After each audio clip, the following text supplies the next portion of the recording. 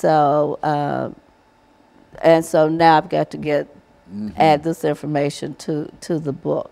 But they lived a frugal life, but he made sure that the family stayed together and that they were educated and that they stood up for their rights, because he was definitely into people standing up for their rights. And so most of your relatives at that time were from Forest City, Arkansas. They were from Forest City, Arkansas, in the area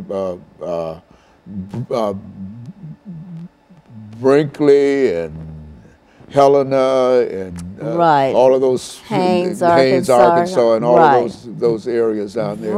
Yeah, yeah. My wife is from that general area there.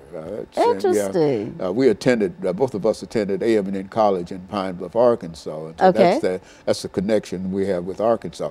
And I thought at one time you were about to say something about either Tennessee or Alabama and et cetera, because that was part of the migratory movement.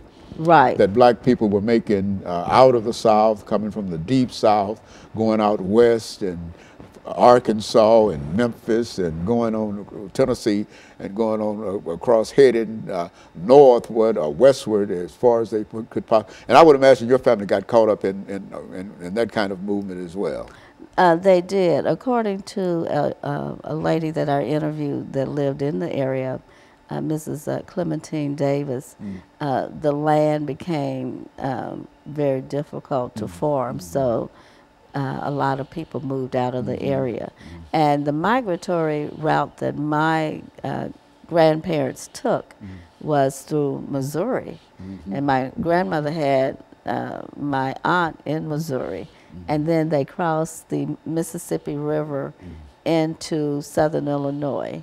And that is where my grandmother and my grandfather reared their children, which one of them, the oldest child, living child was my father.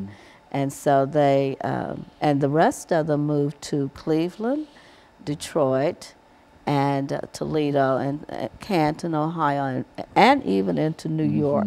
So they definitely moved to those areas. So are you familiar with the book Other Sons? I've never read Isabel, dealing with the migration of African Americans out of the South and to north and to California and all of those areas that you're talking about.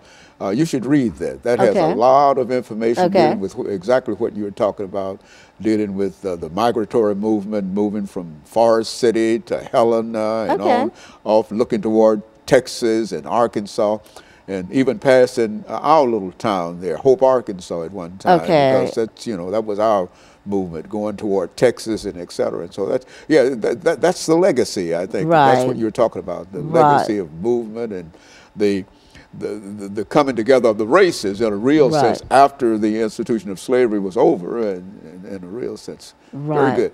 Okay, we've got about a minute and 25 seconds here, Ms. Harris, but give us some final statements that you'd like to. I want to say that because I have really enjoyed researching my family history, I encourage people to document their family history, because history is really, really interesting. And I run into a lot of people who say that they're going to do it. I think that anything that you can write down is so important, because someone may be like Alex Haley and research it, and the more information you have, the easier it is to research, you know. So, but I wanted to tell you I'm most appreciative for you having me on your show and letting me share my family history with you. Very good. Let me tell you how much we appreciate you sharing that information with us, because it only reminds me of who we are. You see what you say, we are all over everywhere. That's true.